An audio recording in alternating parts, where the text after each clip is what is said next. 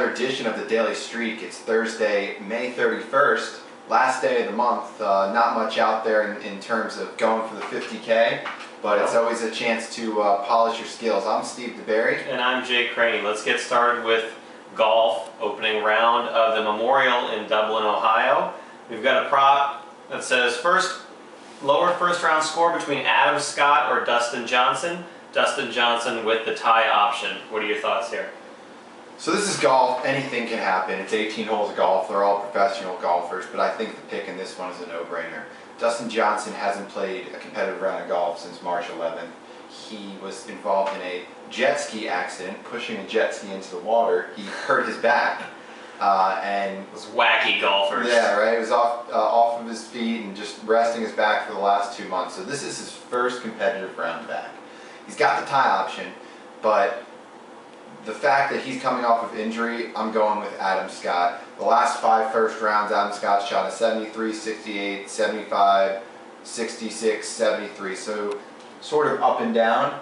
But when you look at the fact that he's been playing competitively and he did shoot a 68 to open up the players, I like your chances if you pick Adam Scott, so that's what I'm going with. Okay.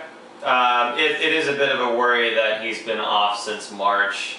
He was playing well before that back injury happened. Adam Scott missed the cut last week at the Byron Nelson. He's not been playing his best. And I am going to cross my fingers here and hope that Johnson comes back polished off of his back injury and everything's fine. Because last year at this tournament, Johnson played really well, shooting an opening round 68 and getting 4th place. I am taking Dustin Johnson in the tie here. I don't think Adam Scott's playing well, and I'm just gonna hope that his back is fine and he comes out firing because he was playing well before the injury. You know, they found Dustin Johnson on the putting green yesterday at Muirfield Village. He had his shirt tucked out, not very golf course appropriate, and he was asked about it. And the reason he had his shirt tucked out is because he forgot his belts for the trip. So he was probably too busy jet skiing. So that should tell you how focused and how much he remembers about the everyday life on the tour. So fair enough. Good luck. He might shoot lower, but than Adam Scott, but he won't have a belt while he doesn't. Fair enough. Let's move on to an international friendly between Serbia and France. Serbia and France in France, and France has to win by 2 or more goals. What do you got? I like France in this one, and let me tell you why. France recently beat Iceland 3-2, and their defense was very suspect. They were down 2-0 in that game and ended up winning 3-2, so they had to have a pretty large comeback to do that. 2 of the defensemen from that squad have been benched and have been replaced. Felipe Mexes and Patrick Evra are the ones that got benched, and replaced with Laurent Koscielny, sure, I guess you could say, and Gael Clichy. So they've patched up the holes. They have their full squad. This is one of their last tune-ups, if not their last tune-up before Euro 2012. The big stat here is France is undefeated in their last 19 games. Undefeated in their last 19 games, dating back to just after the 2010 World Cup. They're a team that is going to be, well, they were in disarray in the last World Cup. A lot of team dissension, coaching disagreements. So ever since then, they've been one of the best teams in the world. They're a team to watch out for in the 2014 World Cup. They're a team to watch out for in Euro 2012. I like them by 2+ goals here. And also to note is that Serbia, most of their key players are out for this game. Okay. Well, I disagree. France, I don't care what happened 2 years ago after the World Cup, all right? Their last match, they gave up 2 goals to Iceland. Iceland, Steve. But they replaced their defenders. Oh my God. I mean, and that was in France. And you want them to beat Serbia, a team that just held Spain scoreless in the first half and only gave up 1 goal in the second half plus a penalty goal. That's good defense by Serbia. I'm taking Serbia here with high confidence. I'm saying green the researchers. We'll see tomorrow. Let's move on to some baseball. We've got the Detroit Tigers at the Boston Red Sox.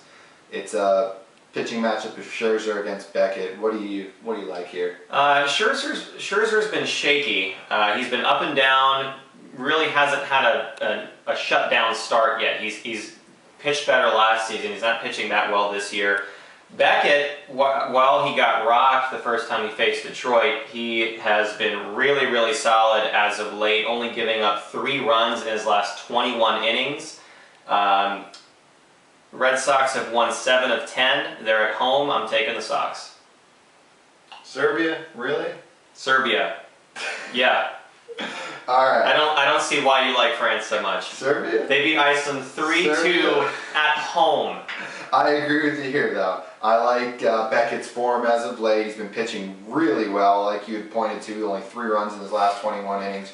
Scherzer has a 5.67 ERA for the year. He's one of probably the bottom of the food chain of Detroit pitchers, going up against the Boston ace, who finally has his best stuff back. Boston's been hitting in this series against Detroit's best pitchers, so they should be able to carve up Scherzer. I like Boston in this one as well. Let's move on to our last matchup of the day. Got the San Antonio Spurs at the Oklahoma City Thunder. Spurs up 2-0. This is a who will win this matchup. Spurs on a W20 at the moment. They're going. They won't get there in time. They'll have. Yes. They'll get the best they can get is W21. But. Yeah, this team is just absurd. I mean, the Thunder, they've got their backs against the wall. You know they're going to have to throw everything they have at them. The crowd's going to be rowdy. But game 2, they limited Duncan to 11 points on 2 of 11 shooting, and the Spurs still scored 120 points. They just can't defend the Spurs. The Spurs have too much depth, and they're too balanced. They keep coming at them in waves. Westbrook, Harden, and Durant are going to have to score 80 or 90 points alone to have a chance here. The Spurs are just too deep. Even with everything on the line at home, I am not going against the Spurs until they lose a game. I'm not going to do it. I like your thinking, I really do. But as much as this pains me to say, I'm going to disagree with you. You're wearing a Spurs-colored shirt. I know. I've been riding the Spurs training before, when there was only about 5 or 6 passengers, before there was about 500,000 passengers, yes. Right? But the thing about this game is, watching the game the other night, the Oklahoma City Thunder figured something out in the second half. What they figured out is that they thought they were the superior young athletic team, and they need to get out and run and make it a quick, fast-paced game. They do. What they learned in the second half, by their hack-a-splitter mentality, when they started fouling splitters to slow the game down, that's when they started to beat the Spurs. When they slowed down the game and didn't allow the Spurs to do their set screens, set plays, slashing and driving to the lane, their passes, the easy layups. When they started to do that, the Thunder were dominating the Spurs. I expect to see a lot of that this game. I don't expect to see Harden have as big of a game as he had, but I expect the Thunder to barely eke this one out. It's going to be close the whole time. It's going to be a great game, but I do think the Thunder will get one. I think it's here. I think the Spurs come back, win game 4, and then win the next one back at San Antonio and take the series 4-1. I think this is the one game Oklahoma City will get. If they're going to win one, this is it. Yeah. It'll be interesting to watch. It'll be close. We're going to take a quick break, and we'll be back with a new section, our guest picker of the day. You won't want to miss that. It's now time for our guest picker of the day. This is a new interactive section that we have of our show, where you, the fans and the viewers, can get involved and send us your best pick for tomorrow, the day before, and we'll feature you on the show. Today's guest pick comes from screen name on ESPN, PSL Donnelly. PSL Donnelly won, I believe, about 60. He's won 63 games so far this month, having a good month, above 500, and he is locking in the Oklahoma City Thunder. Wow. He's locking in the Oklahoma City Thunder. I don't know how you go against the Spurs, but okay. He's locking it in. Good luck, PSL Donnelly, and we look forward to you getting a win on the show. If you'd like to be a part of this segment, just send us an email to streakintv@gmail.com. Tell us your ESPN handle, maybe some stats for May, what your winning percentage was, what your record was, maybe your longest win streak. We'll feature some of those stats and your pick on the show. All right, we'll be right back with Charles's pick of the day. Now, time for everyone's favorite portion of the show, probably the most solid picker we have, Charles. What will Chuck be picking today? Charles is interested in the golf in the morning, the very first prop, lower first 9 between Webb Simpson and Carl Schwartzel. Webb Simpson having the tie. Charles, what do you got?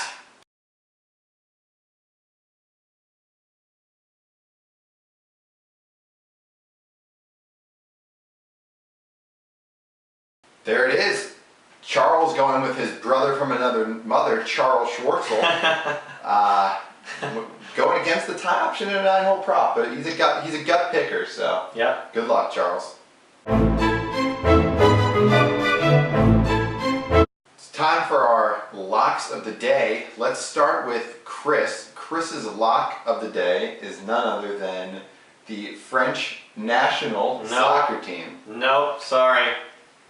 Serbia. He's our soccer. Okay. He's our soccer guru. So he's locking in France. The Streak Beasts, as you can see right now, you can see below what they're locking in. They are 1-1 so far for the month, and they took a tough one yesterday with the Indians. But I expect them to get back on track. Yeah, can't blame them for picking against the Royals. It's always a good pick to pick against the Royals. Yeah, so they'll get back on track today, going for a 2-1 record, and then they'll start fresh in June.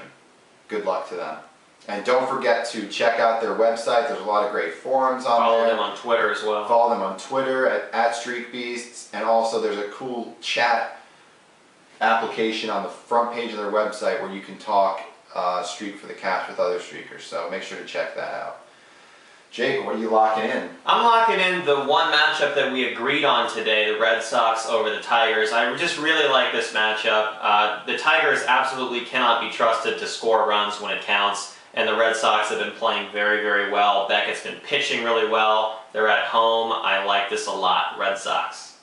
All right. I am also going to be locking in the French national team. Serbia! We'll see. So you got Chris and I locking in France, and it should be an interesting matchup in the morning. That could be a candidate either way for shitty pick of the week, by the way. Yeah, well, I know which way it's leaning right now. So everyone have a great day. Get some good rest because tomorrow is the first of the month. New month. Yeah. All right. Thanks for tuning in. Nice. Serbia.